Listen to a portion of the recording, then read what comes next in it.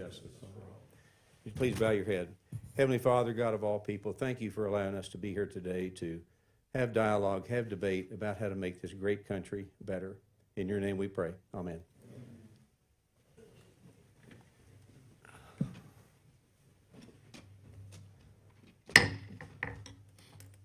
I now call the Committee on Small Business to order. Without objection, the chair is authorized to declare a recess of the committee at any time. I now recognize myself for an opening statement. Good afternoon, and welcome to today's hearing where we will be examining the tax landscape for small business. First, I want to thank our witnesses for joining us today. Your time here is greatly appreciated.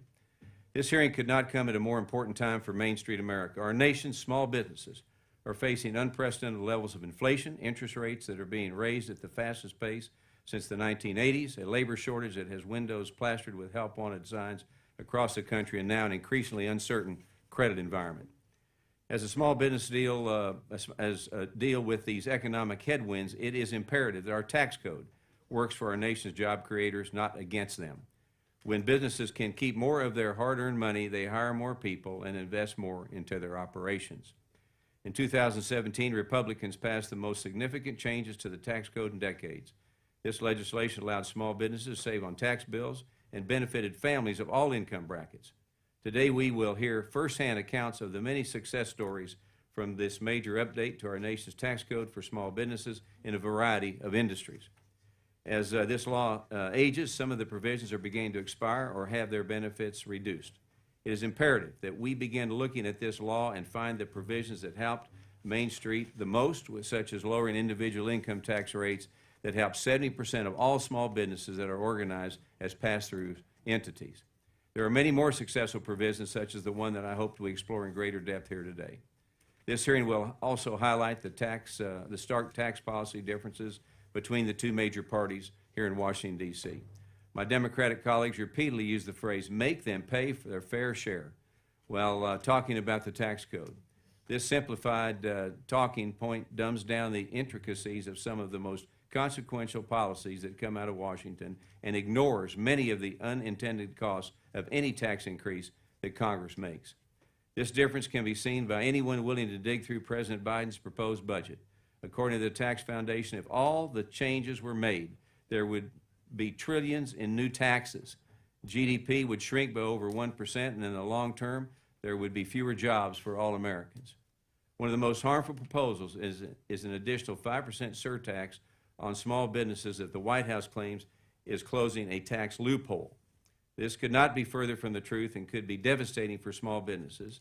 And I'm going to submit this petition right here, led by the NFIB for the record, with the signatures of over 11,000 small businesses that put together in a short amount of time that calls the administration out for this disastrous policy proposal. Additionally, included in the Democratic misnamed Inflation Reduction Act, there was an additional $80 billion in new funding to the IRS. With these new funds, the agency is poised to be more aggressively toward auditing America's small businesses. And today, I hope we can dig deeper into what it means for small businesses when we have an IRS working overtime to target American job creators. Here on the Committee of Small Business, I promise we will be working to create an environment where businesses can thrive and grow. We are eager to find solutions that will help pave a path toward success for both now and the future, and that starts by enacting pro-growth policies. In addition to the NFIB letter, I would like to submit the following letters and testimony for the record. A letter from the National Association of Manufacturers that highlights how manufacturers hired more workers, increased wages, and invested in their businesses following TCGA. A letter signed by 597 small software businesses from 50 states regarding immediate R&D expensing. And testimony from the National Taxpayers Union highlighting the TCGA Biden tax increases and the IRS. I want to thank all of you again for being here with us today, and I'm looking forward to today's conversation. And with that, I will yield to our distinguished ranking member from New York, Ms. Velasquez, for her opening remarks. Thank you, Mr. Chairman, for holding this hearing. Main Street businesses from the bedrock of our nation's economy form, driving innovation and job creation even during periods of economic turmoil and uncertainty. Regrettably, despite the fundamental importance of small firms, recent tax reform has catered to the interests of wealthy individuals and large corporations instead of American entrepreneurs. Small businesses require certainty and simplicity to compete. However, our convoluted and onerous tax code creates an overwhelming burden for these businesses. Small firms typically do not have tax professionals on staff and must spend substantial funds on outsourcing their tax preparation. Unfortunately, the 2017 tax law did little to simplify the tax code. Instead, it contributed to greater complexity and diminishing returns for small firms. Even tax provisions aimed at helping small firms, such as the pass-through deduction, ended up disproportionately benefiting the wealthy. While only 8% of those who took advantage of the 199A pass-through deduction last year had income over $500,000, that 8% accumulated two-thirds of the $36.5 billion tax benefit. This is particularly striking, given the average income of a small business owner is roughly $70,000 per year. The 2017 tax law saddled entrepreneurs with more complexity and uncertainty by making the small business provisions in the bill temporary, while making corporate tax cuts permanent. The fact of the matter is that when it comes to cutting taxes, here, small businesses are an afterthought. Over the past several years, evidence has emerged confirming the warnings that the wealthy benefit disproportionately from this law. Corporate profits have surged to record heights, as has corporate tax avoidance, often at the expense of higher prices for American households. This abuse has led to a growing concentration of economic power, fostering corporate monopolies that use their extensive market share to crush the competitiveness of small firms. From offshore tax shelters to local economic development incentives, large corporations leverage these loopholes to undermine small businesses.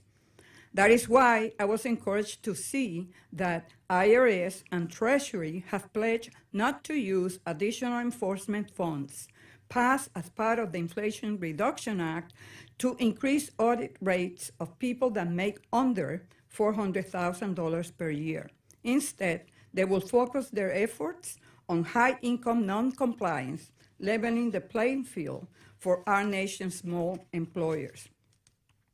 Additionally, I applaud their commitment to using these funds to help modernize their systems and to help businesses meet their obligations and access eligible tax incentives. This is a crucial step in creating a fair and level competitive landscape for small firms. Lastly, we should not ignore the budgetary consequences of the 2017 law, which has significantly contributed to soaring fiscal deficits. And we now find ourselves only weeks away from a potential default on the national debt, which threatens to plunge small businesses into uncertainty and potentially trigger a devastating economic recession. If Congress truly wants to help small firms, we must start working with them to simplify the tax code, to bring real reforms that make a meaningful impact to their ability to comply and operate. It is my hope that today's hearing will allow us to begin a dialogue to start the process of building a better tax framework for our country's small firms. I thank the witnesses for testifying and providing their valuable perspective. Thank you, Mr. Chairman. I yield back. Thank you, Ms. Velasquez. And now we will introduce our witnesses. And may I call you Lynn to begin with?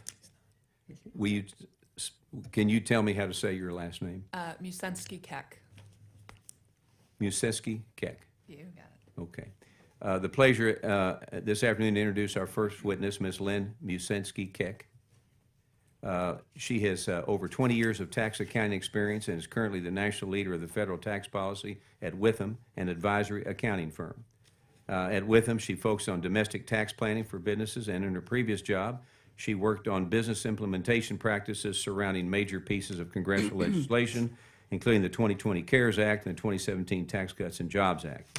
She has received her Bachelor of Science degree in accounting from St. John Fisher College and a Master's in taxation from the University of Denver. Lynn is a CPA, licensed in New York, and a member of the American Institute of Certified Public Accountants. Previously, she was an associate accounting professor at St. John Fisher College. As a contributor for Forbes, Lynn writes extensively on the impact that potential congressional legislation would have on the business community. I want to say thank you, Lynn, for joining the committee today, and I'm looking forward to today's important conversation. So thank you very much. I will now want to recognize my colleague, Representative Elsie, to briefly introduce the next witness who is appearing before us today. Thank you, Mr. Chairman. It's my honor to introduce the committee's next witness, my good friend Russell Baining. Hi, Russell. I'm down here on the end, the new guy. Russell's a fourth-generation farmer and native Texan. He's a full-time farmer and rancher from Wilson County, and he and his family grow feed grains, cotton and wheat, have a beef cattle operation, and a dairy operation. That is no small task.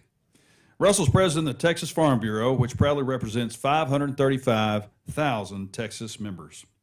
Having been elected as president of Texas Farm Bureau in 2014, Russell was first elected to the Bureau's board of directors in 2008 and then as secretary-treasurer in 2011.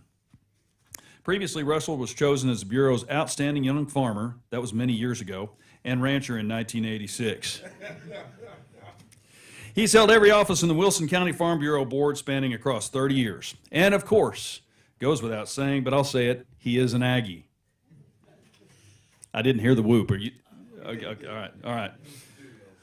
After graduating from Texas A&M in 1981, Russell jumped right into his family's farm business, Baining Brothers Dairy. His work centered on business management and marketing for the dairy and beef production side of his family's business.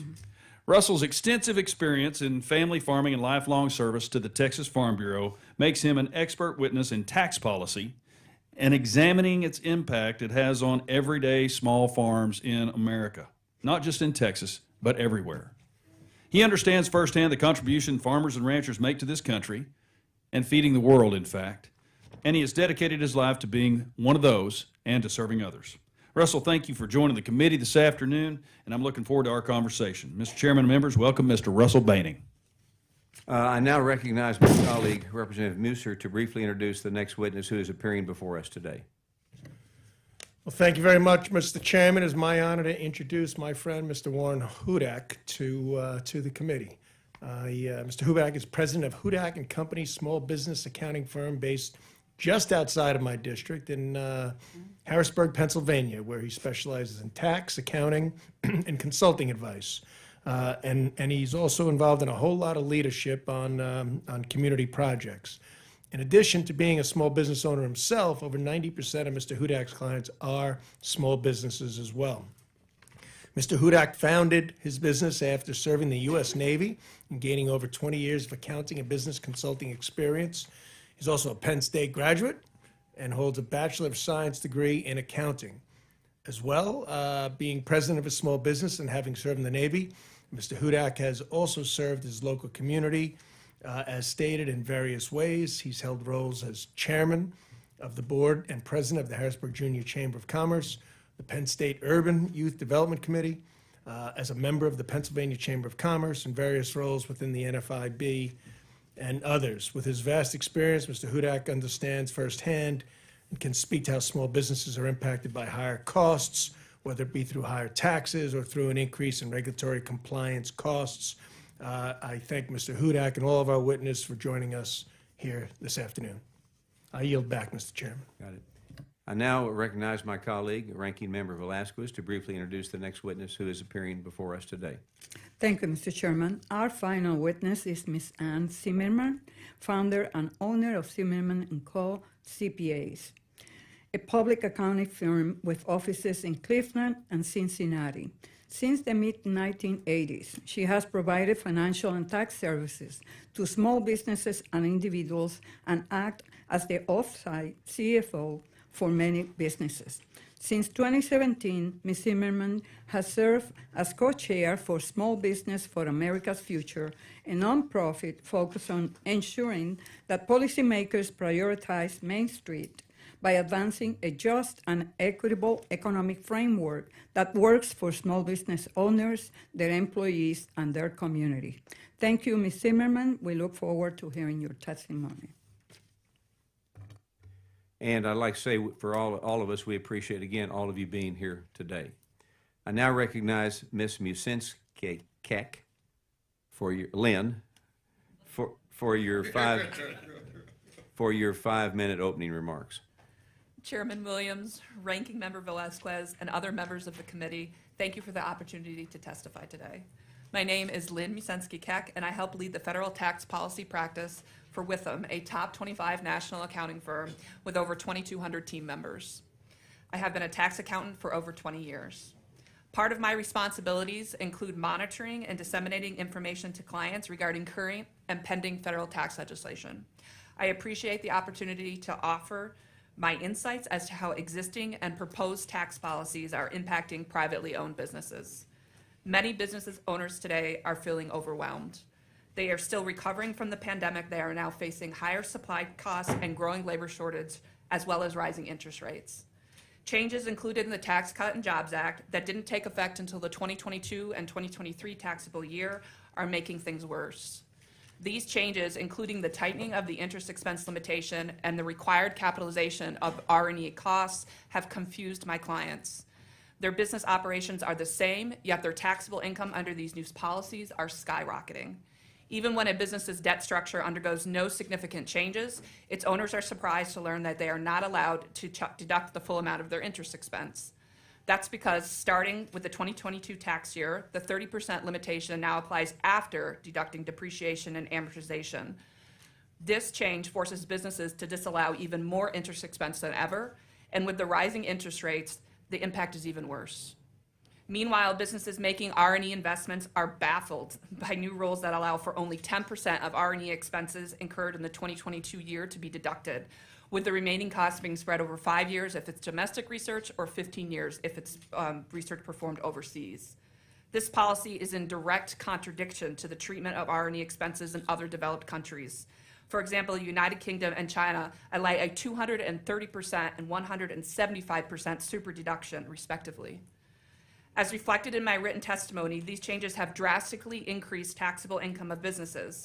The example shows the same operations of a pass-through business owner in 2021 versus 2023 reflected an increase in taxable income over 47% and increases federal tax due of 70%. The common reaction from business owners facing these tax hikes is frustration, accompanied by dread on how they will find the additional funding to pay their tax bills. To fix this, I strongly encourage Congress to revert to the 2021 interest expense tax limitation calculation, and Congress should also act to restore the immediate expensing of R&E expenditures and allow the U.S. to remain the world leader in innovation and technology. My clients are confronting these tax increases right now, but they are also fearful of proposed tax legislations being considered by Congress. One of the most prominent concerns regards the pass-through deduction.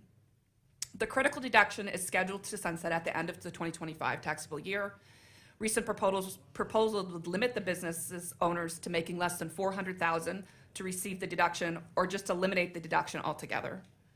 It is important to remember why the pass-through deduction exists. It was enacted as part of the TCJA to provide parity between pass-through entity owners, those who make up the majority of small businesses, and C corporations. With the C corporation tax rate dramatically decreasing from 25 to 21%, pass-through owners needed relief to be remaining a viable option for business owners. This parity was accomplished through the 20% pass-through deduction. The deduction allows some taxpayers of pass-through businesses to decrease their tax rate from 37% to 30%. Not all pass-through owners receive the 20% deduction, and the application of the pass-through deduction is far more complicated than the simple tax rate deduction C corporations received. Absent the pass-through deduction, however, the effective tax rate on small business owners will increase as much as 7 percentage points. For small business owners who must immediately pay tax on their earnings, even if they receive no cash distributions from the company, a 7 percentage point increase is severe. It is imperative that the pass-through deduction remains. Instead of threatening to eliminate pass-through deductions, Congress should make it permanent, just like the C Corporation rate. With all these changes and looming proposals, I fear we are reaching a tipping point where the government is no longer incentivizing small businesses to assist in growing the U.S. economy, but is instead limiting the operations or forcing them to shut down altogether. Restoring R&E expensing, increasing the interest deduction cap, and making permanent pass-through deduction would reverse this trend and help these businesses invest and create jobs in the United States. I appreciate the chairman and the committee for considering the impact of tax legislation on small business, and I would be happy to take any questions. Thank you very much, and now I recognize Mr. Banning for his 5-minute opening remarks. Chairman Williams, Ranking Member Velasquez, and members of the committee, as stated in my introduction, we do farm and ranch right southeast of San Antonio, and I really appreciate the opportunity to be here today on this important topic. Farmers and ranchers across our state and across this country continue navigating challenges that we all face: high input prices, inflation, weather, volatile commodity prices, among other things. When adjusted for inflation, 2023 net farm income is expected to decrease by $30.5 billion, or 18.2% from 2022. The average age of the American farmer and rancher is 60 years old, with more than a third being at retirement age. It's estimated that more than 370 million acres, or 40% of all farmland, will trade hands in the next 15 years. The men and women that work these farm and ranchers work hard to provide the food and fiber of this country and want to pass their operations on to the next generation. Any additional tax burden on them would put our national food security at risk, increase consolidation in our industry, and quite frankly, make America more reliant on foreign countries for our food. President Biden's budget puts farmers and ranchers and small businesses squarely in the crosshairs. For instance, the president's budget calls for the elimination of stepped-up basis and doubling the rate that capital gains are taxed. These changes, combined with proposed revisions in the death tax law, would result in $280 billion in tax increases over the next decade. I am a fourth-generation farmer who's been fortunate enough to hold on to our family property. We've navigated many challenges over the years. My family and those before us have worked hard to continue operating. Taking away stepped-up basis would devastate my family and many other farmers and ranchers across this country. Stepped-up basis has helped us pass our land from one generation to the next because, as we well know, it values the farm at the time of inheritance. If this tool is eliminated and I pass away, my children would be forced to pay taxes on appreciation from the previous generation. Taking our state for an example, population pressure has driven up land values very high, yet left farmers and ranchers no more liquid than they historically have been. To put a finer point on the pressure point of that land out of production, since 2014, 4 million acres have left ag production in the state of Texas, a reduction of 3%. Nationally, in those late years, nearly 20 million acres have been taken out of production. The tax increases in the president's budget proposal would leave our children with a tax bill that will likely leave them no choice but to sell the property, or at least part of it. To make matters worse, this additional tax burden would come on top of paying the death tax. Of course, this assumes that there will still be an estate left to tax after paying the capital gains on the assets of the estate. That means upon my death, after paying staggering capital gains taxes, the federal government could claim up to 40% of the taxable estate from my children. We feel this is a cruel way to generate tax revenue to pay for the president's budget proposals. Many people think that the death tax only affects the wealthy. That's ill-advised. We all know that farming and ranching is a land-rich, cash-poor business model. A farmer or rancher might be worth several $million, but a vast majority is in land and farming equipment, with only a fraction being money in the bank. Thanks to the 2017 Tax Cuts and Jobs Act, the estate tax exemption was doubled from $11 million per couple to $22 million, which helped prevent most family farms from paying the tax. The president's budget would cut that exemption rate back to $11 million per couple, saddling American farm and ranch families with a devastating tax burden, often forcing them to sell their property. The lower the exemption level, the more ag land you put at a risk of being sold off to the highest bidder. To put it simply, death should not be a taxable event. Texas Farm Bureau advocates for abolishing the estate tax, or at a minimum, ensuring the current exemption set forth by the Tax Cuts and Jobs Act does not expire. There are other important provisions in the Tax Cuts and Jobs Act. This includes reduced pass-through tax rates, expanded brackets, and the Section 199A 20% business income deduction. We feel like those should be extended.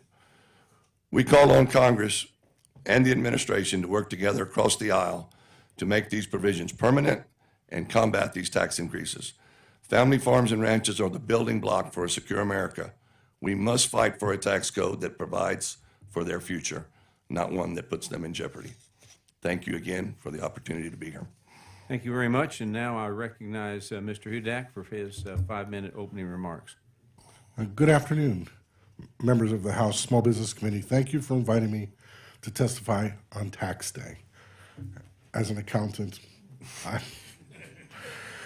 my name is Warren Hudak. I'm president of Hudak & Company, an accounting and payroll firm in Camp Hill, Pennsylvania. We have 11 employees, and 90% of our customers are small business owners. We provide a full resources small business would expect from a large accounting firm while maintaining a personal touch. Our job is to work with small business clients to translate the complicated federal tax code and frequently changing tax provisions. This challenge comes on top of other economic problems that small businesses are facing, which include high inflation and pervasive workforce shortages, the inability to get competent labor. We also face these challenges as our labor costs are up 40%. Our software costs have tripled since the pandemic began. Small businesses face an uncertain future that makes business planning extremely difficult. Beginning this year, certain business provisions of the Tax Cuts and Jobs Act of 2017 expire or wind down. In fewer than 3 years, the vast majority of the provisions that benefit individuals and small businesses will also expire. If Congress fails to act, there will be a detrimental tax increase on millions of small businesses. Further, proposals to increase taxes on businesses cloud optimism and also complicate business planning. Finally, small business paperwork burden is increasing while our IRS disproportionately expands enforcement efforts over customer improvements. Small businesses received significant tax savings upon enactment of the 2017 tax law. For more than 3/4 of our business organizations are pass-throughs, and the 20% business deduction, also known as Section 199A, combined with lower individual tax rates and broader income tax brackets, provided tax relief that was invested in businesses and employees. All these provisions expire at the end of 2025. In 2017, the tax law also contained provisions that encourage business investment by allowing for immediate deduction of equipment and R&D costs. 2 of these provisions expire or wind down this year. R&D expensing is a big deal when cash flow is tight, which is currently happening due to inflation and rising interest rates. The sooner that these beneficial deductions and rates are extended, the better small businesses will be able to plan. Further clouding business planning are proposed tax increases. President Biden's budget request would increase taxes on small businesses organized as corporations and pass-throughs. While small businesses may not be impacted by those proposed tax changes every year, they will impact when they have profitable years or when they sell their business to fund their retirement or when they pass along their businesses to the next generation. The budget request describes certain tax increases misleadingly as closing loopholes. One example of this mischaracterization is a proposal to expand the 3.8 net investment income tax to active business income and increase the tax rate to 5%. It was a deliberate policy choice to exempt active business income from the tax. As former President Obama's economic advisor, Jason Foreman, described, it is not applied to active business income because it could be demonized as a tax on small business and doctors. Nothing's changed. A deliberate policy choice is not a loophole. The proposed expansion of the tax would more than double the revenue connected, further demonstrating that the tax increase proposal is not closing a loophole. If enacted, this substantial tax increase would reduce the ability of pass-through businesses to invest in their businesses and employees and leave them further disadvantaged relative to larger corporations. The Inflation Reduction Act provided nearly $8 billion in new funding for IRS, primarily focused on enforcement. Unfortunately, only 4% of that funding was designated for customer service, which is in need of significant improvement. Small business owners are concerned about increased enforcement efforts. The continued backlog of tax returns, the combination of increased paperwork and data privacy. There have been many improvements in reducing the IRS historic processing backlog, but it remains considerable.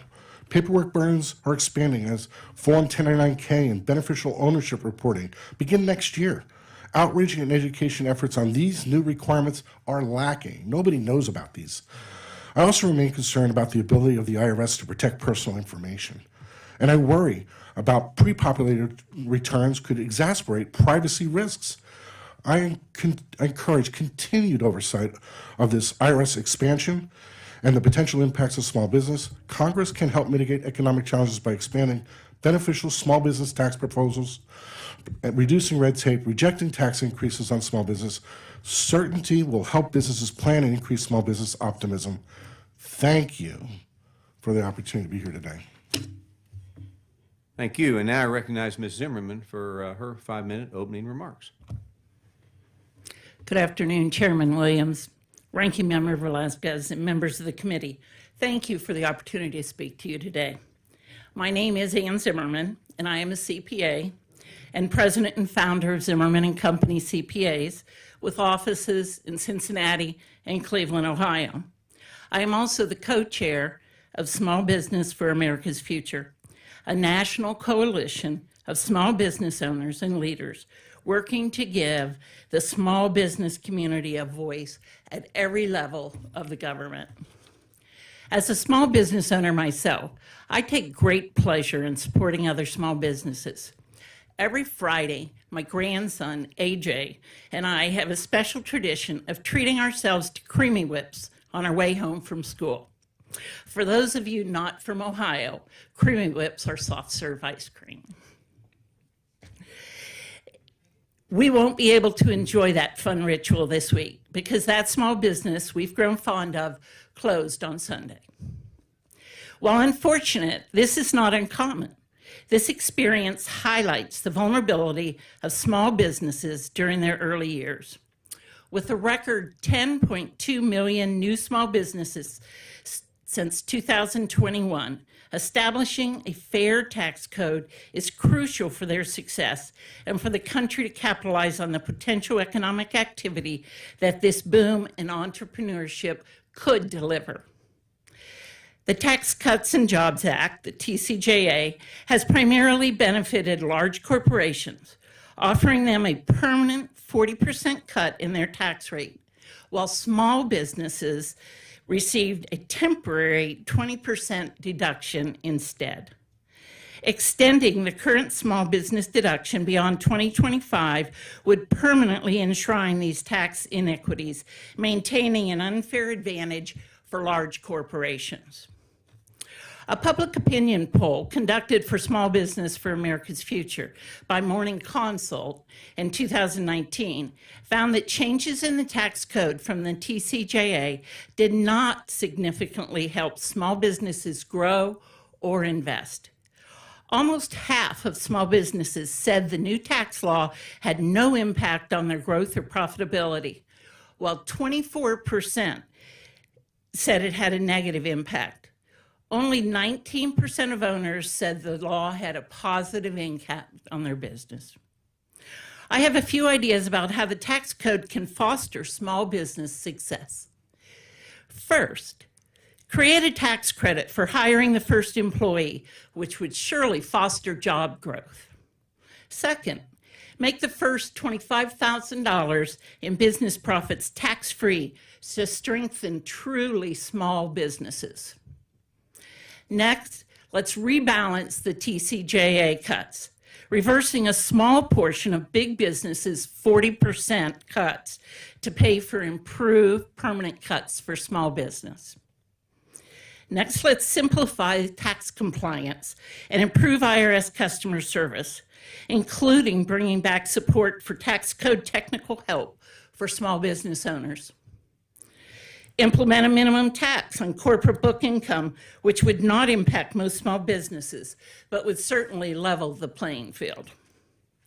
Moreover, it is crucial to avoid destabilizing political fights, such as using the debt ceiling as leverage. Such tactics disproportionately affect small businesses and impede their ability to thrive, create jobs, and drive innovation. In conclusion, I urge Congress to create a more equitable tax system that genuinely supports small businesses and fosters a stable economic environment rather than merely extending the TCJA.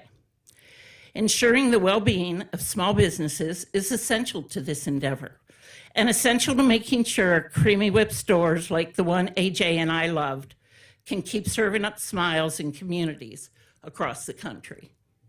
Thank you so much for your time and consideration. Thank you. We will now move to the member questions, and I recognize myself for 5 minutes.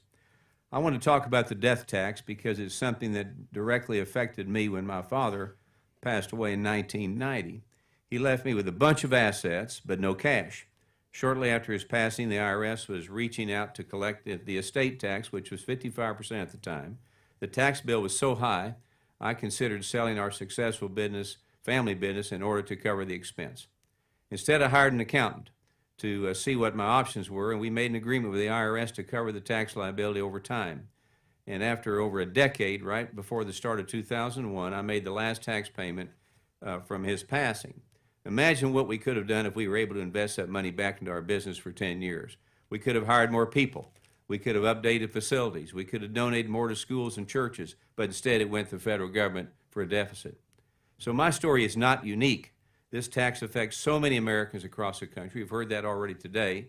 And success should be rewarded so people can build wealth for their families to pass along to future generations, rather than be hit with this duplicative tax bill that sends a significant portion back to the federal government. So, Mr. Boehning, my question, can you discuss the implications that the death tax has for the many farmers and ranchers who are members of the Texas Farm Bureau?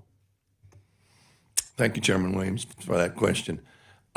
Yes, I think I can. I was just, while the testimony was going on, and death tax was one that was mentioned several times. I mentioned the way things have grown in Texas, and we've seen it. You've seen it in your area, and there's farms and ranches that are operating in areas that are of high growth, and it doesn't take long for, and I'm just using examples that I'm familiar with. It doesn't take long for land to get to $10,000 an acre, $12,000, $15,000 an acre.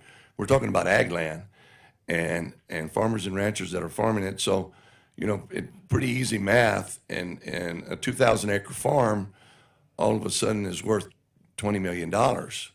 And that sounds like a lot of money, but and it is a lot of money if you want to sell it, but farmers and ranchers don't necessarily want to sell it. A lot of people don't understand if you have an asset that's frozen, it's not liquid. Right. And that's the problem. So that's, and the death tax is just, and the way I look at it as well, it's, those are assets that you've already paid tax on. Right.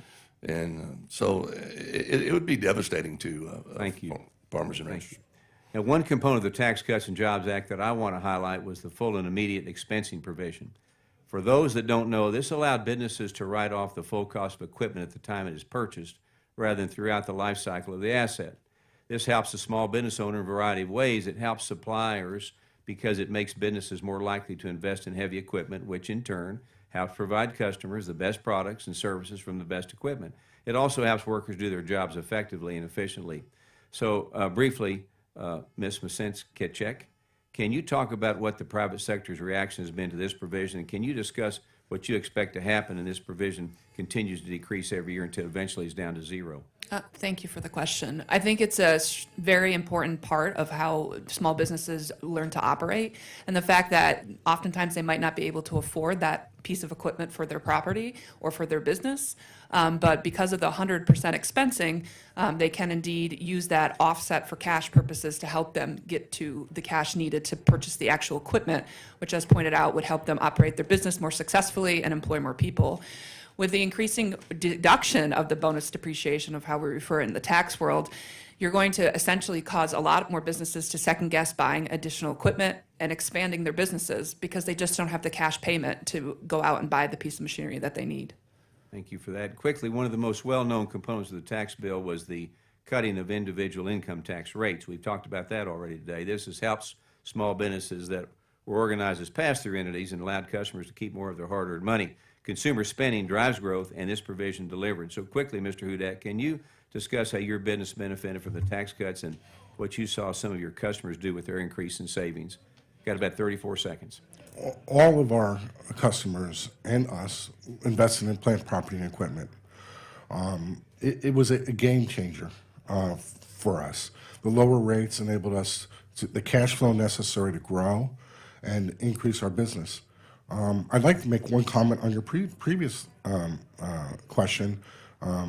We had a batch shop provider said, I can afford the $400,000 piece of equipment, but I can't afford the $80,000 tax bill. Thank you very much. And with that now, I recognize the ranking member for 5 minutes of questions. Thank you, Mr. Chairman. Ms. Musensky-Keck, thank you for your testimony and pointing out the upcoming tax hikes built into the 2017 tax law. But just to clarify, I was wondering which political party drafted the Tax Cuts and Jobs Act. And when Republicans wrote this act, they did it without hearings, and they built in a lot of these tax hikes that you're discussing today, like the expiration of the individual rate cuts, the deduction for pass-through entities, and the phase-out of bonus depreciation and 179 expensing. Can you tell me, Ms. Musensky-Keck, why they have to build in these cliffs and sunsets? Sure. I believe that both parties have used the Budget Reconciliation Act to pass tax law. And unfortunately, it's the people like us on the other side of the aisle that are faced to deal with the expiring provisions. So within the budget reconciliation, we know that they can't pass the law with the majority needed within Congress, so they have to go through a budget reconciliation process.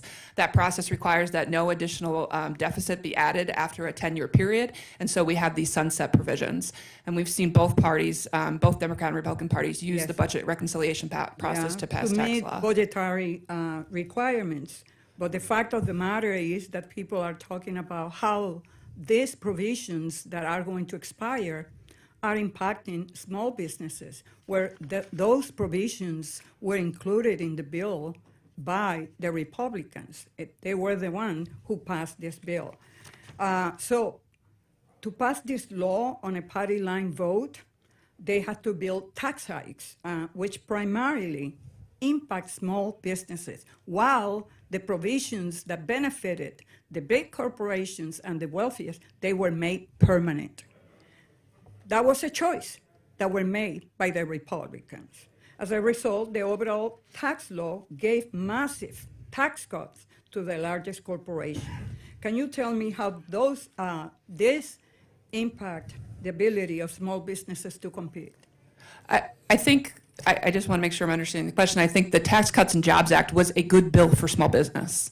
I think 199A, I think the reduction in the tax cuts, I think was absolutely well received and still wanted for business. Well, I can't comment on how legislation can be bipartisan to make those complete, I think is the question.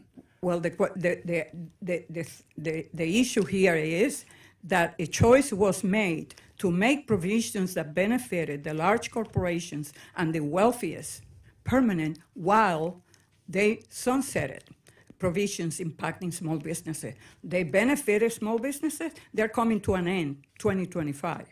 So but I do think there are provisions in there that do affect large businesses. So the interest expense limitation is a huge limitation that's also going to impact large C corporations. And we also had a fair amount of international tax legislation that was changed, as you know, that is also impacting large C corporations. Well, yeah, small businesses, that, by the way, when it comes to doing business overseas, when it comes to trade, they only have one client. So those type of changes did not impact the 70,000 small business in our communities. Ms. Zimmerman, small businesses need certainty to compete in the marketplace. But while corporate rates were made permanent by the 2017 law, the individual rates and pass-through cuts expired in 2025. Does this uncertainty affect the behavior of small businesses? Thank you for the question. Absolutely. The uncertainty of not knowing what things will look like causes problems when you're hiring, planning, innovating. The uncertainty, when you talk about uncertainty, also you have to look at the issue now with the debt ceiling. There is nothing that is causing us, me, more uncertainty with my business than wondering whether we're going to default on our debt. And we need to resolve that as soon as possible just to let the economic climate settle down. And how underfunding the IRS hurts small firms? Well, small business owners try to be compliant, and they need that support. It is a disproportionate amount of audits and all for the small taxpayer because it's too expensive and not enough personnel and training for the large taxpayers. The funding for the IRS that'll increase customer service, educate small business, maybe set up a small business hotline. My time has expired. Thank you. So much. Thank you, Mr. Velasquez. And now I recognize Congressman Lukemeyer from the great state of Missouri for 5 minutes. Thank you, Mr. Chairman. Ms. Yashinsky-Keck, you're an accountant, and you followed a lot of folks, I'm sure, whenever the Tax Cuts and Jobs Act was passed. What did the people do with those dollars? Did they take them and go to the bar and blow them? Did they go vacation? Did they go buy, some fancy clothes? What did they do with those dollars, the small businesses? So the first thing I would say is a 10-year window, believe it or not, is significant for taxes. So knowing that small businesses, not we, but small businesses would have the availability to have that for a 10-year period was significant. And there was planning. There was planning in how they were going to potentially transition to family members, because oftentimes they're family-owned businesses. There was planning, though, more importantly, of how to expand, how to build, how to reinvest, and those dollars allowed them to do that. And I think that that's the parity we're talking about when we talk about the difference between pass-through small businesses and C corporations. Mr. Hudak, how about your customers, your clients? What did they do with those dollars that they got to save that they didn't? Remember, the tax dollars are actually their dollars. It's not the government's dollars. It's their dollars. They got to keep. The small businesses got to keep them. The individuals got to keep them. What did they do with? What did your clients do with those dollars? No small business owner wakes up. Please open your mic. There you go. No small business owner wakes up in the morning wanting to be a tiny guy, right? They all have big dreams, and they want to get to the next rung on the ladder, and that's what they use the money for. Dreaming bigger than ever before. And They'll use it to hire more people, expand their business, Absolutely. go out and buy Plant another property piece of and property, buy new equipment, whatever. absolutely, plant property and equipment, 100%. They reinvested it. They didn't go blow it on stuff. Not a single one. Thank you. Mr. Boning, what did you do with when you got the tax cut, what did you do with your dollars? I'll guarantee you, as a farmer, you didn't go out and buy you a brand new pickup truck and put a whole bunch of stuff on the outside of it. Well, to be honest, we might have bought a new tractor. Yeah. New tractor, If you needed a new That's a tractor. piece of equipment you need. But the same thing, it's been alluded to. We invest in equipment, and if you can possibly add some land or something, if you can hire another person or two, Labor's always a tough situation, so that's not always possible. But we invested back in the business. So the point being that these tax dollars that were left in the people's pockets, that were left in the small business pockets, were reinvested and allowed our economy to grow at a record pace. If everybody can recall, just 2 or 3 years ago, our government has record revenues coming in, and still today has record revenues coming in, I would argue, as a result of the Tax Cut and Jobs Act. We had record across the board wage growth for every single demographic in this country. Across the board, everybody got a nice wage bump, a real growth as a result of minimum inflation and an increased actual real growth in your wages. It's nice to see that we had some folks that actually use those dollars wisely. The American people, I think, who can trust them with their own money. Remember, it is their money, by the way. Ms. Musinski-Keck, you had a comment a while ago with regards to an R&D deduction. I'd like to go a little bit farther on that, if you wouldn't mind talking about that just a little bit more, because that's really important. Small businesses are where a lot of innovation is. Mm-hmm. And the chairman has worked hard on this issue to make sure the dollars are there by the SBA to help support small businesses get started. Can you help us with that? Explain how important it is to small business with this R&D deduction? So for those who might be unfamiliar, the R&E originally, if you invested in research technology or expenditures, you were allowed to immediately take them as a deduction when calculating taxable income. Under the new law or the revised law, if you are conducting that research in the U.S., it has to be spread over 5 years. If you're conducting that research in foreign lands, over 15. We've had companies say think they're going to have to go out of business because they can't afford their tax bill. It is immensely difficult and challenging. I can't tell you on average how many calls I take a day where this has become an issue, where they're frustrated, can't believe that it's happening, that we would put ourselves, the United States, behind other economically developed countries in placing R&E so low, but also in the fact that they're not positive they're going to have enough taxes to pay their tax bill, and they might literally have to shut down the doors. Okay, thank you. Mine just got a couple seconds left. Let me just make a final comment here. What you're saying is that when you raise taxes to the extent that the individual or small business can't even pay it, it will force them out of business. And then what happens? You have consolidation. It makes the big guys bigger and all the little guys go home. And this is exactly what we do not want to have in this country. With that, Mr. Chairman, I yield back. Thank you. I now recognize Ms. Gluvinson-Camp Perez for 5 minutes from Washington State. Yes. Thank you, Mr. Chairman. Mr. Merman, I am very pro-corporation. I've owned 2 of them, an auto repair and a machine shop. And like many small business owners with 8 employees, I worked hard every year to figure out how much taxes I paid and how to do it the right way. I think we can all agree that our tax policy should be based in fairness. Small businesses and working people have something to contribute. They work hard to pay their fair share. Corporations and the wealthy should also pay their fair share. But what we see is a system that rewards certain kinds of work over other kinds of work. Small business owners are out here busting our knuckles, making things, getting things from A to B, and making payroll. Yet the wealthy earn their income in ways that are taxed differently and often more favorably than the backbreaking work done by small businesses.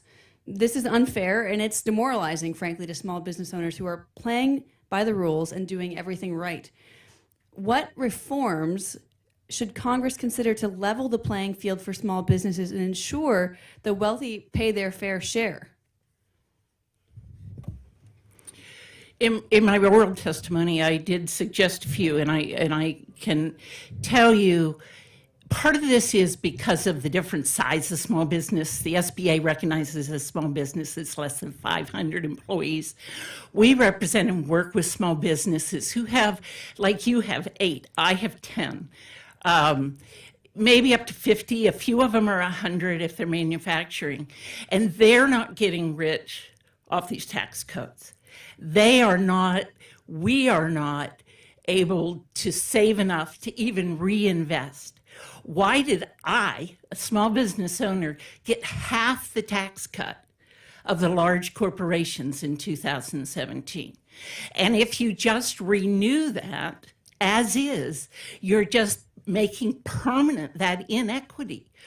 it makes absolutely no sense to me why I got half. So that's why things like a credit for the first employee hired, or the first 25,000 tax-free, a minimum tax on book income, make it low, but make it fair so small business can survive, true small business. Are there any other key provisions you should be prioritized in tax reform to better support small businesses and help them grow, particularly the many millions of new businesses that started during the pandemic? Well, when you look at the 10 million that have started since the beginning of the pandemic, they didn't start with 500 employees relying on R&D credits to survive. You know, they're mom and pop shops starting up and that sort of thing.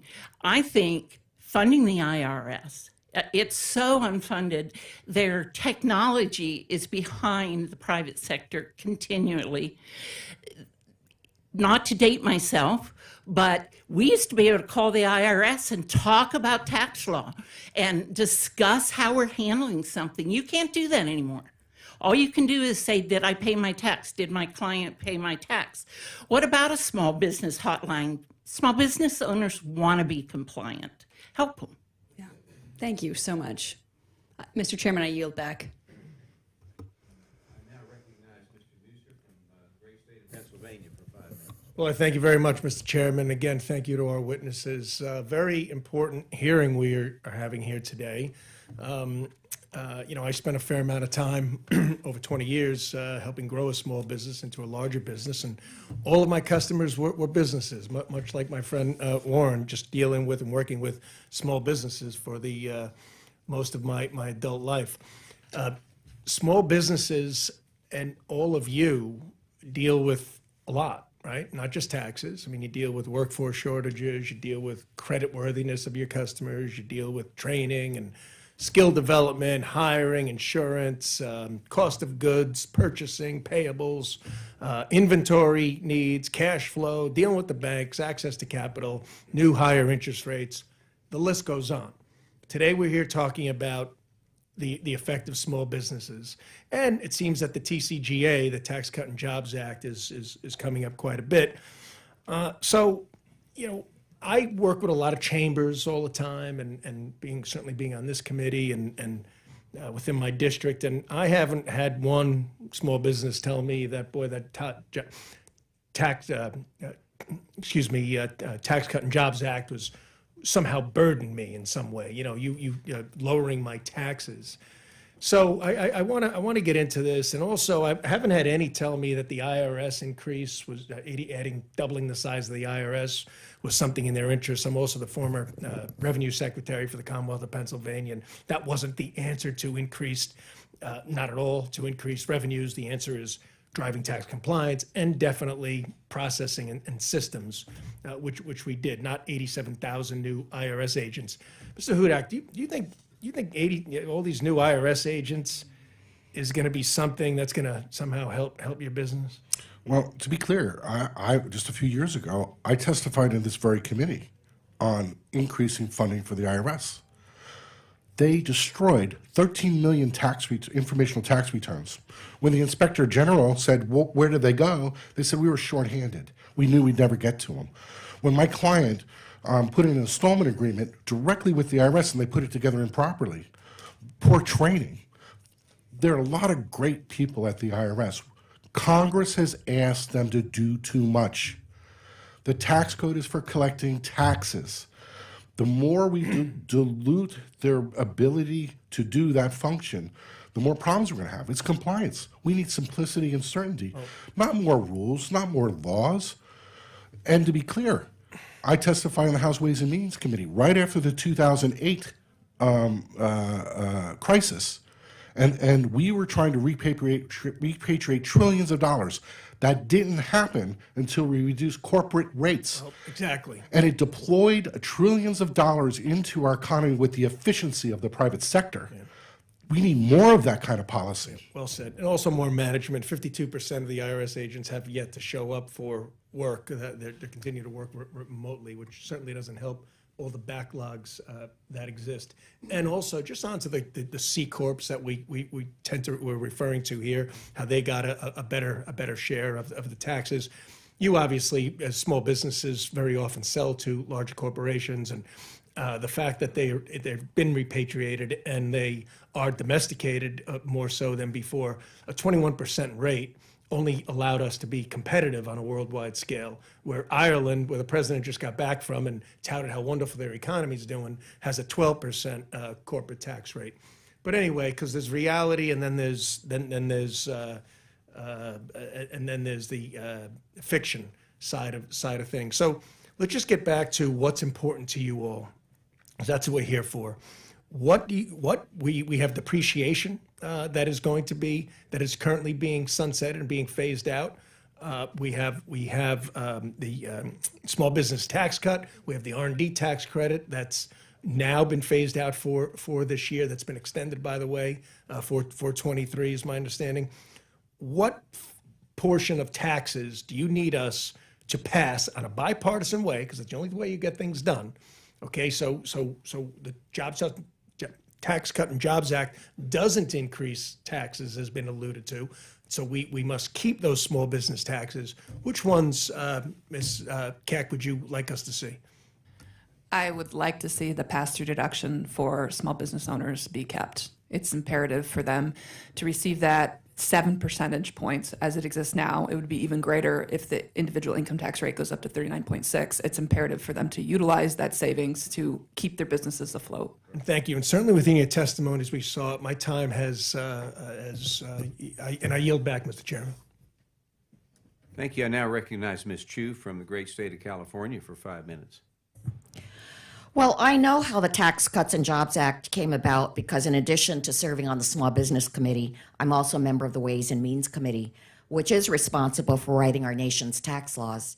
And I was there in 2017 when Republicans pushed through their rushed partisan Tax Cuts and Jobs Act with no hearings, just a markup, and the text revealed only at the last minute.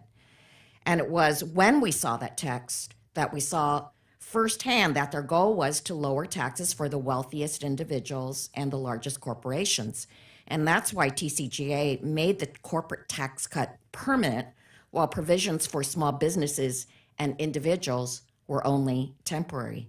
And even though Republicans said that some provisions were targeted at Main Street and small businesses, because of the burdensome requirements, this 20% qualified business income deduction for pass-throughs benefited mainly the top 1% of the businesses. In fact, the Joint Committee on Taxation estimates that in 2024, 61% of the benefits will go towards the top 1%, which is about like those businesses with incomes above $500,000. And businesses in the bottom 2/3 of income will only get 4% of the benefit. That's because TCJA made it harder for small businesses to navigate the tax code and take advantage of these deductions. So it's time for us to move past TCJA and create a fairer tax code that works for small businesses, workers, and families instead of the wealthy and large corporations. And Ms. Zimmerman, I truly appreciate you talking about some provisions that could actually help small businesses. And I especially thank you for mentioning the Progress Act, because I'm actually the sponsor of it, and I will reintroduce it in the coming months. It would support the smallest businesses, those without any employees, by both helping them expand and incentivize third-party investment. Specifically, it would create a refundable payroll tax credit for non-employer firms that hire their first full-time employee. Non-employer firms are more likely to be owned by women, and female entrepreneurs on average start out with roughly half the capital as male entrepreneurs. So, Ms. Zimmerman, can you talk about how using the tax code could help non-employer firms hire their first employee, and how that could improve outcomes for workers and small businesses? Certainly. It's a big leap of faith to hire your first employee and to move forward. I remember when I first moved out of the house and added a person. It's scary. Getting a credit for that makes it possible to perhaps do it a little sooner. And the TCJA, we were added as an afterthought for the 20% deduction. And they didn't even consider that the smallest C corporations got a tax rate increase when that law was passed. We have one client that I can tell you about that earns about $45,000. They're a C corp. That's their profit. Owner makes about $85,000. The TCJA increased their federal tax bill $2,700 because it eliminated the graduated rates. They used to be at a 15% rate. Now they're at a 21% rate. So the flat tax, all the money went to the upper side and the wealthy, and small business were left out. The credit for hiring your first employee, the standard deduction for a business, the IRS education to help small businesses be compliant without having to hire accountants and lawyers is what's going to take it to the next level so that small business can thrive and innovate for this country. And we brought us out of the last recession. We small businesses. We created 75% of the new jobs. And the Wall Street Journal just recently said that small business has actually responsible for 100% of the net new employment in this country since the pandemic. We can't be an afterthought next time. We need to do the work and change the law before you reenact. Thank you for those eloquent words, and I yield back. Thank you. I now recognize Mr. Hunt from the great state of Texas for 5 minutes. Thank you, Mr. Chairman, and I want to thank the witnesses for being here. Thank you so much for your time. It's my opinion that the federal government needs to get out of your way as much as possible to allow you to do your jobs, to allow you to provide for America, to allow you to provide for the world. And at this point, we are living in a world to where we are trying to punish our hardworking Americans every single day with more onerous government taxes. It's my opinion that the federal government should be taxing you as little as possible, because we the people. This is our money, and we are investing it back into the government, and we should be allowing you to keep it so you can invest back into your businesses. That's just an overall principle that I believe in, and I feel like it differs from many of my friends on the left. Also, if you're a rancher and a farmer in this country, God bless you. Thank you. Thank you for providing for this country. I cannot thank you enough. And so my first question is actually for my fellow Texan, Sir Mr. Boehning. If Congress fails to act and lets the provisions of the 2017 Tax Cuts and Jobs Act expire, what will be at stake for Texas farmers and ranchers, sir? Thank you for that question, Congressman Hunt. I guess, quite simply, more and more of them will be at risk of going out of business. Their tax bill will go up.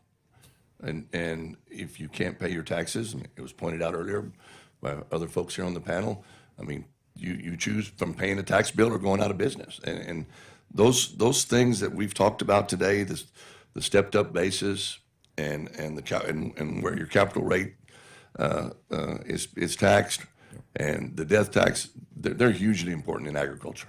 They'll make the difference between that operation continuing or not continuing, quite frankly. And so you talk about, this death tax and oftentimes here, last year I heard a company or an industry, they had record profits. And the first thing I think to myself is, hot damn, that's really good. Yeah. That's called capitalism. And oftentimes these record profits make up for losses in previous years. And so I think that's kind of what you're getting at, if I'm not mistaken, right, sir? Yes, sir. Yes, sir. Could you also please kind of talk about what audits do? Do they help spur audits from the IRS? Do they help spur economic growth, or do they allow small businesses to flourish? I guess we all will agree that audits are necessary at times. Of course. And we're not going to, but no, they take away resources and time that the owners of the business would be spending on their business. You know, both time resources and money resources. So no, they don't spur economic growth. You know, there's no way that that would work. I mean, but again, they're not something that we look forward to. We know they're a necessary evil, but no, they do not spur economic growth. Again, I just want to thank you all for being here. Greatly appreciate it. Those are my only questions, but I'm blessed to have you all around here. I'm blessed to have you in my presence. I want to work, and we want to continue to work as much as we can for you. It's not the other way around. We work for you, not the other way around. It is my goal and our goal, at least on this side, to make sure that we allow you to keep as much in your own pockets so you could reinvest in your own lives, in your own families, and your own companies moving forward for the future. And with that, Mr. Chairman, I yield back. Thank you very much. Thank you. I now recognize Mr. Pappas from the great state of New Hampshire for 5 minutes. Thank you very much, Mr. Chairman. I appreciate the conversation here today. And Ms. Musinski-Keck, I wanted to start with you with a question. I appreciate the way that you highlighted the change in the Tax Cut and Jobs Act as it pertains to research and experimentation expenses. I've heard directly from businesses in my home state of New Hampshire on this, including one in Hanover. It's a small business that has seen their tax liability more than double in this tax year. And obviously there are implications to that sort of a change on their operations and their ability to innovate over time. Just to underscore, this is a change in tax law that contradicts 70 years of prior law where all R&E expenditures were immediately expensed in the year accrued. And so discouraging the risk-taking needed for innovation will certainly have negative impacts on entrepreneurial startups and small technology businesses. Clearly, the time to address this was before today, which is tax day. That's why you've certainly been hearing about it as businesses have been filing their taxes this year. But I know that legislation will soon be introduced in the House, a bipartisan bill that I will co-sponsor because I'm hopeful that we'll be able to address this in this tax year and potentially even make it retroactive to help provide some predictability to this issue moving forward. Could you just underscore, you've already addressed it, businesses that might be able to force to close their doors over this, but talk about the environment around innovation and technology in the United States and how crucial this particular provision is. Yeah, thank you. I appreciate the question. It is absolutely vital that we continue with the research and experimental expenditures. I don't think everyone actually realizes how expansive they are across industry groups. We're not just talking about pharmaceutical companies or tech companies. We're talking about engineering companies. We're talking about agriculture, plant growers. It is really something that if we want to keep in the United States at the top of our game, for lack of a better terminology, we need to give them at least the tax deduction, while a variety of other economically developed countries are giving them much, much more. And so if we want to attract and maintain our research in the United States, it's going to be imperative that that deduction goes back to 100%. Well, thanks for those comments, and I certainly hope that Congress will focus on this issue and find a fix to it this year. Ms. Zimmerman, maybe I could turn to you. I'm the co-owner of a 4-generation family business in New Hampshire. We've been open 106 years. It is certainly a challenging environment to operate a small business. We've lived through a global pandemic. We are seeing supply chain disruptions, workforce challenges. And obviously, as we move forward, we need to ensure that the tax code is fair, that it encourages small business growth and sustainability. One provision that I've worked to address is eliminating the federal excise tax that's levied on heavy-duty trucks and trailers. It's something that I've heard from small businesses in my district stifles their ability to be able to procure new equipment and cleaner and safer trucks out on the roadways. But I'm just wondering more generally if you could talk about the tax environment for our small Main Street businesses and where we should be looking this Congress to help make things a little bit easier. Thank you. Yes. Where I'd be looking is to give us certainty. That matters. To level the playing field rather than just renewing what's already out there. Again, small business proportionately should have the same advantages that large businesses do. And as a CPA, I think the IRS funding, we need better customer service, we need modernization. And audits, while a necessary part of life, they spur compliance. There's no question. The lower the rates go, the more we believe that we're losing into the coffers which means we need higher rates for those of us that are honest. And I believe most small business owners are honest and try to be compliant and are not necessarily afraid of that. I don't see a huge increase worrying them. Well, thanks for those comments. I think every congressional office increasingly hears from constituents, including small business owners that are struggling with issues around the IRS. Yes, they have been asked through the definitely. pandemic period not just to do more with less, but to do it at an extraordinary time in our history. And certainly, we've got to make sure that customer service improves, that Yes. people get their returns processed and get their refunds and tax credits when they need them. That's really important for the small business world. So thanks for those Absolutely. comments, and I yield back my Thank time, you. Mr. Chair. I recognize now Mr. Alford from the great state of Missouri for 5 minutes. Thank you, Mr. Chairman, and thank you, Ranking Member Velasquez, for holding this important hearing today. Good to see y'all, especially from Texas. I'm a native Texan, so glad to have you. I haven't seen this many Stetsons in one room since Letty's down in the Fort Worth Stockyard, so good to see y'all today. I firmly believe that America experienced its greatest economy in my lifetime under President Trump. And it was no coincidence, really. It was thanks to the Tax Cut and Jobs Act of 2017. The TCJA allowed Americans to take the leap, businesses to flourish, allowed our country to move forward as one nation under God. It ushered in hope. It ushered in the reality of the American dream once again. As small business owners around the country, we're all living their own version of that American dream. But now, just after really 2 years of the Biden administration, it has turned into a nightmare. Small businesses are struggling with record inflation, labor shortages, supply chain issues, and all these factors severely hurt the competitiveness of our small businesses. The 2024 budget proposal has no intention of waking us up from this nightmare. It proposes another $1.8 trillion in new taxes and fails to address the TCJA's expiring provisions. Allowing those provisions to expire and increasing taxes will only hurt the competitiveness of small businesses. It will crush them, the jobs that they provide, and the communities that they serve.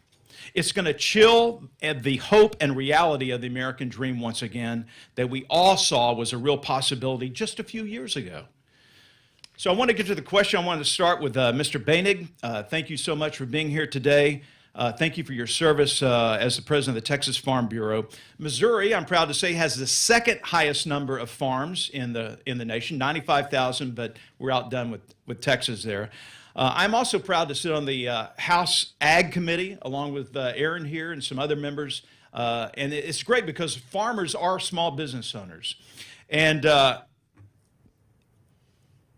this Biden proposal calls for $77 billion in death tax increases, all right?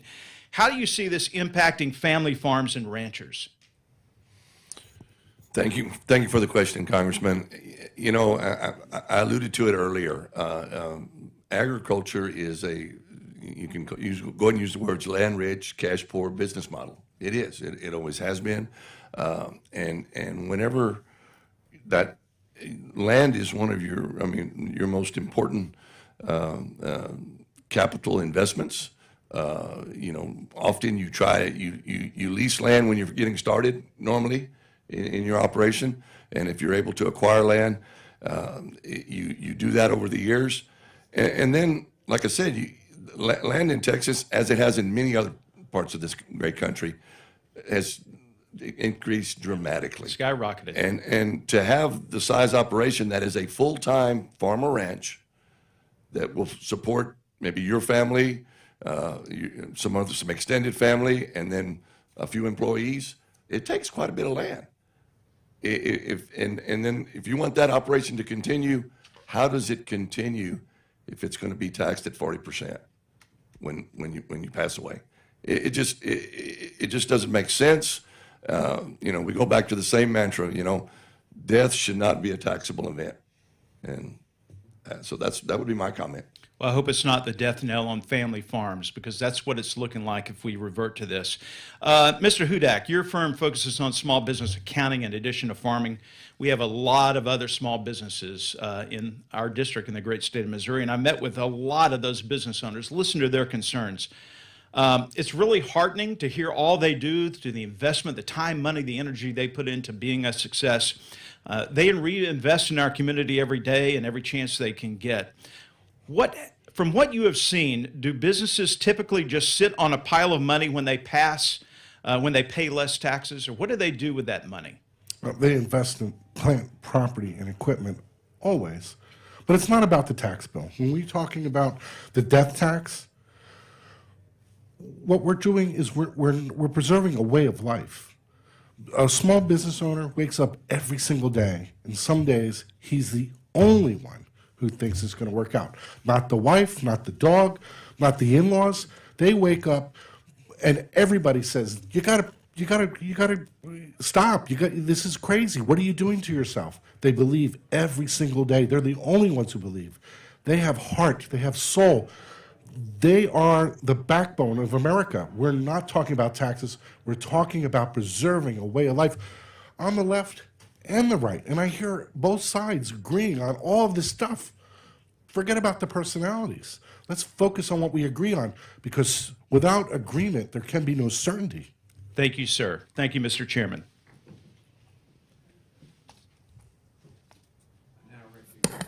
I now recognize Mr. Tenandor, from the great state of Michigan for 5 minutes. Thank you, Chairman. And again, this discussion is music to my ears, because I'm a former small business owner, a serial entrepreneur. So I'm just excited to be here. And but since the Tax Cuts and Jobs Act of 2017, small businesses have been placed at a disadvantage, especially in paying higher taxes and navigating the cumbersome tax code. Contrary, the tax cuts were a gift to large corporations. They have leveraged their resources and fleet of lawyers from paying their fair share and routinely exploit loopholes. As a result of Inflation Reduction Act, the IRS will be bolstering through increased funding to mitigate tax cheats and ensure that fairness is omnipresent in our business environment. So I have a question, Ms. Zimmerman, if I may. Most would agree the tax code should not pick winners and losers. Unfortunately, it seems that the 2017 tax law did just that. That by cutting the corporate tax rate from 35 to 21%, would you say that the structure of the tax cuts is more beneficial to corporations as opposed to small businesses? And what impact does it have on inequality? Absolutely. I, like you, am a serial entrepreneur. It's in my blood. And that's why I talk about the unlevel playing field, that we did not get the same reductions. The answer is it hurt equity. It means that the gap between the truly wealthy and middle class has widened. Mm-hmm. Most small business owners, and again, there are a lot of definitions of small business, but most small business owners from Small Business America's Future, I told you we concentrate on smaller businesses. They're almost all middle class. Mm-hmm. They're lifestyle businesses. They're working to support their families, feed them, maybe send them to school if they get lucky. And they didn't get near the break.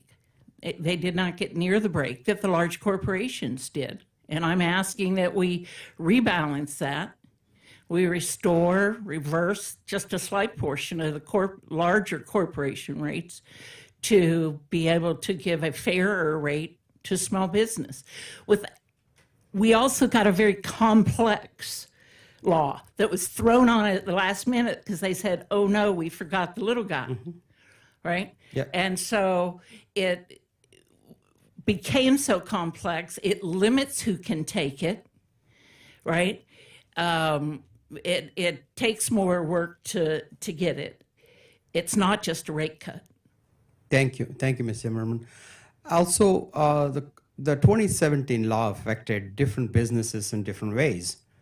However, as someone who's preparing returns for small firms, what are some common themes you hear from your clients about the law's impact on their business, especially people of color who are business owners?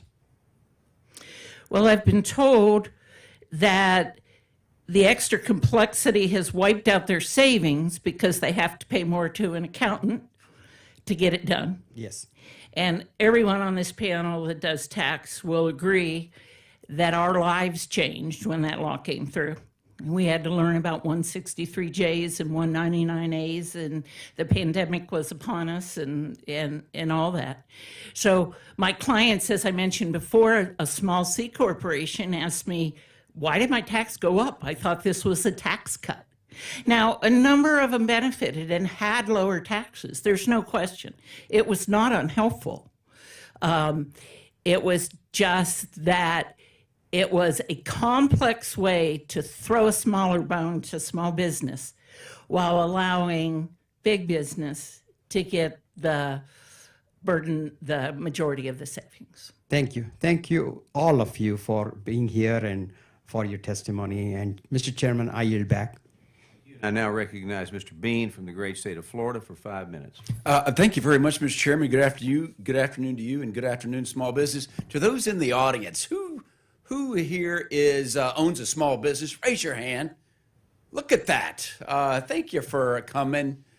It's great to have a crowd in this audience, Mr. Chairman. It's much more exciting in person than watching on C-SPAN, especially when you know what we're talking about. We're talking about your business, and we're talking about how changes up here affect your small business. So I've heard that, I'm going off script, Mr. Chairman, and that is this. I've heard this phrase several times, even during this committee, pay your fair share. People aren't paying their fair share. Can anybody tell me what a fair share is? Anybody? It's a toss-up question for our all-star panel. Mr. Hudak, jump in.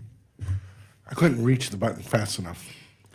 You know, we keep on talking about the 2017 tax law complicating the tax code. Does anybody believe it was simple before? Who lived here through ERISA? This is crazy. When you start talking about audits and compliance, 1/3 of all the audits have to do with the earned income tax credit. The program's not working. By the IRS's own admission, 1 out of every $4 is paid improperly. They say it's because of lack of understanding of a complex tax code.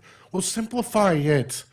More than that, those dollars that for the earned income tax credit is supposed to be helping families lift them up out of poverty, it needs to be tied to other programs. Don't do it through the tax code. It causes and motivates honest people who are willing to pay Caesar what Caesar's due to game the system. For a variety of reasons, we've tied the health care to that. Instead of paying a $10,000 bill, if they filed their tax return and didn't game the system, it'd be $20,000. They want to pay their tax bill, but they don't want to pay the $20,000 health care bill.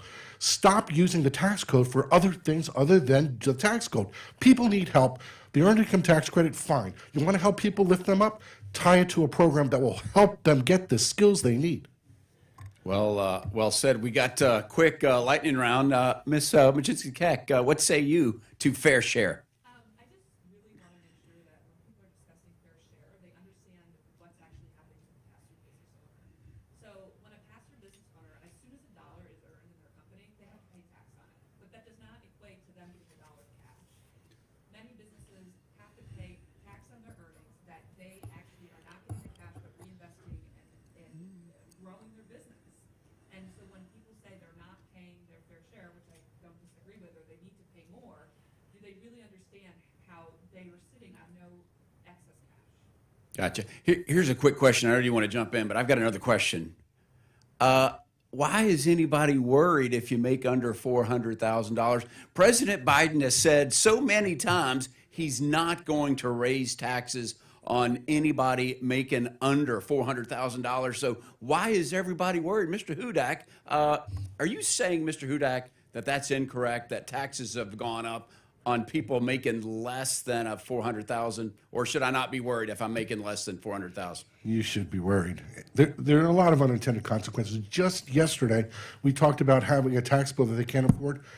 A guy just was bought out of his business. He's got $100,000 of income. He received not a dime of it. Not a dime of it. So, Mr. Hudak, I don't mean to interrupt you, but the clock's going to go. Are you saying before this committee and before all these small business owners right now before us that they should be worried if they make under $400,000 in spite of what the president's saying? Are you saying that before this committee today? I am, and I believe the president. It's everybody else I have a problem with. 10-4. Mr. Russell, are we in danger of losing family farms because of unfair tax bills? Yes, but I did want to adjust to my fair share. Yeah, go right back to it. Yeah, sure. Sitting in a panel with 3 CPAs, my fair share is whatever my CPA tells me I owe. Amen. Amen. Amen. Thank you each for being part of our panel today. Mr. Hudak, thank you. And your passion, we need a fairer, easier way to go. And it shouldn't take a rocket scientist or to fill out taxes. So thank you very much for coming. Mr. Chairman, I yield back. Thank you very much. And now I recognize Ms. Schulten from the great state of Michigan for 5 minutes.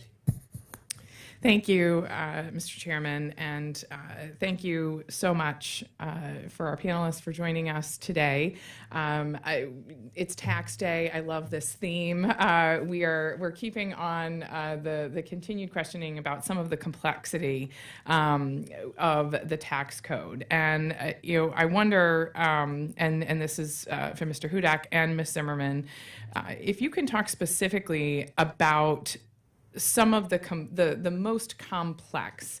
I hear from small business owners all the time, in addition to some of the unfairness, it is the complexity, the density, the difficultness, unnecessarily so, of understanding this tax code. If you could talk about particularly some of those portions that you find most unnecessarily complex, and what you would like to see us in Congress do to resolve that, and particularly make filing more accessible for small businesses who are not themselves tax experts. All right, I'll jump in and go first. I believe small businesses, a number of them have to file their own returns. A number of them, most of them don't have a team of lawyers and accountants. Many of them, I believe, Ranking Member Velazquez told us that the average small business makes $75,000. With that as your profits, you very possibly aren't even hiring an accountant to do your taxes. So the IRS, with their modernization, needs to add education and communication out to the small business community. Use the existing networks that are there. We have chambers, we have groups of accountants like this panel that can help the IRS reach these small businesses at a hotline where they can call and ask questions and try to figure out, do I really need, how do I calculate this 199A, which sounds simple, but I need to know if I'm a specified service business, and I need to know how much I have in assets and how much I have in W-2 wages if I make more, and that sort of thing. Consumer-centric. Thank you. I have a second question. Last year, the Inflation Reduction Act included $80 billion in funding for the IRS to hire personnel, modernize systems, and increase enforcement actions. Mr. Zimmerman, Ms. Zimmerman, excuse me, in your testimony, you talk about how the IRS needs better customer service. You talk now about a more consumer-friendly approach. Do you expect this IRA funding to make the agency more responsive to the needs of small businesses and CPAs like yourself? Well, I don't think at this point they can be less responsive. It's been a real nightmare through the pandemic, and I recognize they had their issues also. But when I call, and I have a practitioner's hotline we do that we can call and get people that are supposed to be even better trained, but we can't get through to that anymore. And when we call and they have to jump from one computer program to another because that one has this information and this one has that, and oh, we don't have a copy of that in front of us, how can they handle that? How can they be an advocate, part of the team instead of the adversary? They can't. We need that modernization. Agreed. Do you have any suggestions or examples from your experience for ways in which this investment could be best, most efficiently utilized to make a more consumer-friendly approach? Certainly, have a number that I, as a business owner, not the CPA in me, but the business owner in me, can call and discuss with the agent on the other end. So do you think I qualify for this deduction? And where do I take it? Oh, I don't take it on the business page. I take it over here on my personal return. And that's not a conversation that can even be had now with the IRS. So that, to me, is part of the customer service I'm talking about that we need. Thank you. What about using some of these IRA funds to focus on education and tax literacy for small businesses? Do you think something like that would be beneficial? Absolutely. The report that was released recently really focused on education and leveraging technology so they can put it out there as webinars and common things that small businesses have questions about. Thank you so much. I yield back the remainder of my time. I now recognize Mr. Lolata from the great state of New York for 5 minutes. Thanks, Chairman, and good afternoon, everybody. I represent the 1st District of New York, and New York State has the dubious distinction of having the highest taxes in the nation. At 12.47%, New York's average income, sales, and property taxes are almost twice as what Florida's are, and is the catalyst for so many New Yorkers leaving 4 states like Florida. We also lead in another category. We leave in out-of-state migration. Said simply, more people leave our state than any other state in the nation. And unfortunately, President Biden's proposed tax plan would only worsen a New Yorker's tax burden and thus exacerbate my state's loss of population. The president's tax plan is riddled with policies which will further financially burden my constituents. In fact, according to the Tax Policy Center's 2022 to 2032 analysis, the average New Yorker's tax burden will increase by about $17,000. Likewise, many small businesses in my district will be negatively impacted by these new tax proposals as well. These taxes are especially harmful as they will target the taxpayers' assets and not their income. I'm also concerned about the tax penalty on research and development. My district is home to the Brookhaven National Laboratory and the Stony Brook Neuroscience Institute, to name a few. These entities and small businesses which support them depend on the ability to expense their research and development costs. I am tired of Washington treating places like Long Island like a piggy bank. I have only been on the job for a few months here, but some folks in this town are competing with the folks in my state's capital for taking my constituents' money. This frustration has motivated me to serve on this small business committee and to ensure that we are doing our part to cap and cut taxes, to ease regulations, and where grant money exists, to ensure it gets to the right people. My first question is for Mr. Boehning. Sir, in your testimony, you laid out the grim but realistic future for family businesses if the stepped-up basis provision is removed. Like Texas, many of the small businesses where I'm from on Long Island are land-rich and cash-poor. If more families have to sell their companies to the highest bidder, how would this affect the local communities, in your opinion, sir? Well, I think it would just, for one thing, it would accelerate ag land turning into something else. I mean, we all love our shopping malls and our strip centers and those type of things, but agriculture is still very important in this country. And when those things would happen, if farmers and ranchers are forced to sell, many times they're not going to sell to another farmer or rancher because I've just discussed what land values have done. So, progress is great, and we're one of those states that are getting some of your folks as well from New York and other places. But it will definitely accelerate the loss of agricultural land. Yeah, the agriculture issue is not as big of a one, though it is in the east end of my district. Any time a change of use of a piece of land happens in Suffolk County, where I'm from, the community often gets quite excited, rightfully so, about it. So I appreciate you turning our radar onto that. Ms. Musinski, in your testimony, you stated the failure to restore the research and experimental expenditures provision will significantly decrease innovation in the United States and even hinder new businesses from forming here. In your opinion, how would this affect small businesses which serve entities in the community? In mind, like I mentioned earlier, the Brookhaven National Lab and higher institutions of learning like Stony Brook University. I think they're going to either have to scale back the research that they're involved in, or they're going to be doing, they're going to have to let go of certain divisions altogether. So currently, it's just not palpable for them to keep paying these taxes related to R&E capitalization, especially when previously they were used to having zero taxes. In a normal grant life, if you're given a grant and you're told you have to spend all the grant money on certain expenditures, then the grant's income and all the expenditures are expenses, and it's zero taxable income. And now by pushing that out and saying you still have to include all the income, the grant income, but you have to spread the expenses out, they're not going to be able to operate at the expansion or the growth model that they would have prior to that. Thanks. And thinking more globally, you mentioned in your statement about other nations' approach to this particular issue. How would you rate the president's proposal compared to some of our strategic competitors, like China, with respect to R&D? You see, most countries want the research and experimental expenditures and the patents and the intangibles in their country, because ultimately that brings an income stream in for you to actually tax even more. They're encouraging it through not only saying take the deduction, they're hyping the deduction. They're allowing you 180, 200%.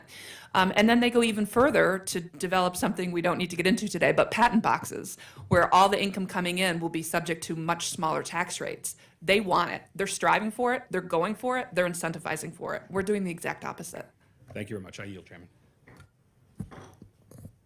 Thank you. I now recognize Mr. Landsman from the great state of Ohio for 5 minutes. Thank you, Mr. Chairman. Let me just start with the earned income tax credit, because you mentioned, Mr. Hudak, that it wasn't tied to a program. It's tied to work, right? I mean, it's tied to work. And it's just in a question couched or about whether or not there are certain people who pay their fair share and those who don't. How quickly we got to the earned income tax credit and low-income working families is pretty astonishing, when we know that there are companies who find all kinds of ways out of paying what on paper they're supposed to pay in taxes. And the same is true for millionaires and billionaires who have, accountants that can find all of the loopholes and deductions and all kinds of different things to ensure that they don't pay what I pay or what you pay or what my sister, who's a teacher, pays. And from the part of the country I'm from, and Ann's from the same place, we're neighbors, which is a pretty cool moment for at least me, for both of us, that Republicans, Democrats, Independent, we do want folks at the top who have been doing really, really well for a long time to pay what they had in the 90s. That, I think, is the fair share, because it allows us to balance a budget. It allows us to do what we're supposed to do on behalf of small businesses and working families. So the two big tax cuts that were in the 2017 bill that have sunsetted, and it does seem like with the majority, these should be something we can both agree on. One is the R&D piece, the tax deduction for R&D for small businesses, and the other one is interest payments, which I have to imagine have only gone up, right? To be able to use both interest payments as tax deductible and the R&D. Those are two very significant, correct me if I'm wrong, but those seem to be two very significant tax benefits that small businesses have now lost, that Republicans and Democrats could come together on and put back on the table. Would it make a big difference, or am I, speaking out of turn here? Yeah. And since I picked on you a little bit, I'll let you start. every taxpayer should pay exactly what they owe. Okay? For every $1 that we spend improperly, and on the IRS website, they clearly state 23%, 1 out of every $4 spent in this program is paid improperly. It serves no good purpose to talk about the big corporations who maybe are taking advantage of the tax code in ways we didn't contemplate. But likewise, for every $1 in the Earned Income Tax Program that's spent improperly by the IRS and the taxpayer advocate's own admission, that is $1 we don't have for someone who really needs it. It's a dollar that's in the economy, though. Okay, we're talking about collecting taxes, we're talking about fairness. Fairness means every taxpayer pays their fair share, what they owe. We're not talking about, well, it's $1 in the economy. We're talking about paying what's owed. The IRS admits it. That it is a fact. 23% is paid improperly. They are abusing the tax code. It's not working. These are for folks who don't pay. They don't have a tax. They don't have tax liabilities. We are supplementing what are very, very poor private sector wages so that they can pay their bills. That's it. So instead of focusing on all of the billions and trillions of dollars that we could be over 10 years that we could be securing if people paid their fair share at the top, we're talking about all these low-income working families that are struggling to make ends meet. Doesn't make sense to me. But I guess the question is on R&D and interest payments. That seems like something we could all agree on should be back on the books. No? I think, I'm just jumping in, I think from a bipartisan standpoint, R&E is a no-brainer. Yeah. It absolutely, I think everyone supports in keeping research and innovation in the United States. I think with, you're never going to get away from the interest expense calculation, but it can definitely revert back to 2021. And I think it would be a welcome response due to the rising interest rates. Yeah. Sorry, on that last piece, it does seem like it is going to hit small businesses very hard this year.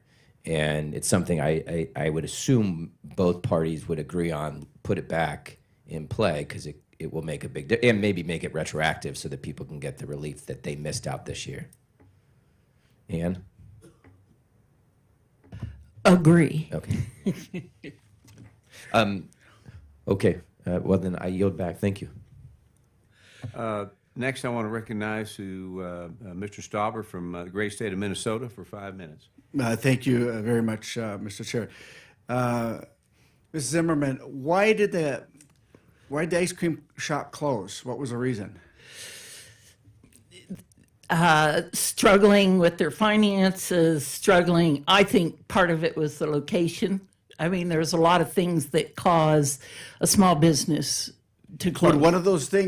Would one of the causes maybe be the additional $320 billion of additional regulations on small businesses and farms since this administration has taken over the White House? They did not mention any of that when they told me they were closing. Do you think that's good for small businesses? As a former small business owner myself, I thought the regulations, any regulations that were not necessary, would be detrimental to us. I actually absolutely agree that we should simplify things for small business owners. We're on the same page. Yeah, and so one of the things that we have to do is we have to push back on those types of regulations that are hurting small businesses, like the new definition of the WOTUS rule for our small businesses and farmers. It's going to be devastating. And it was just this administration that changed the definition without going through Congress. And small businesses, we always talk about small businesses being the engine of our economy. They're not only the engine, they're the innovators of our economy. So let's treat them like that. Let's treat them with respect. I don't see that necessarily coming from this administration. So, Mr. Hudak, do any proposals in the president's budget stick out to you as particularly harmful for small businesses? The pass-through deduction, QBI, capital gains, we just ran into that recently. The capital gains problem, right? A guy wanted to sell a business to trade in his old digs for new digs. He's a seasoned entrepreneur. He wants to grow his business and sell his business to the new guy, right? One out of five every small businesses succeed. The rest fail. Why? Inexperience, a whole bunch of reasons. We cannot not reward success. Business churn is a healthy thing. I want the seasoned entrepreneur to dream a bigger dream and trade out that old dream. But let's not prevent him from doing that because he's got a capital gains bill that he can't afford. He can't afford the closing on that new thing. That just happened to one of our clients recently. Well, okay, I'm sorry, America. There's one business that is not going to grow. One entrepreneur isn't going to realize his dream. Mr. Hudak, President Biden has also repeatedly stated that he will not raise taxes on anyone making less than $400,000. Do you think that is true? I believe President Biden when he says that. It's not his promise. I remember a certain election, there was not going to be any new taxes. George Bush, anybody remember that? Right? Both sides break their promises on this. Both sides. Codify it. Put it in the law, and I'll buy it. I love that answer. Put it in the law, exactly. Because in my humble opinion, the current president has been bloviating on Capitol Hill for about 51 years now. I've always said you have to watch what he does, not what he says. Because in 2020, he said he was going to mine domestic critical minerals, and in northern Minnesota, we have the biggest copper nickel find in the world. And he won't mine there. He changed after he became president, which upsets me. Miss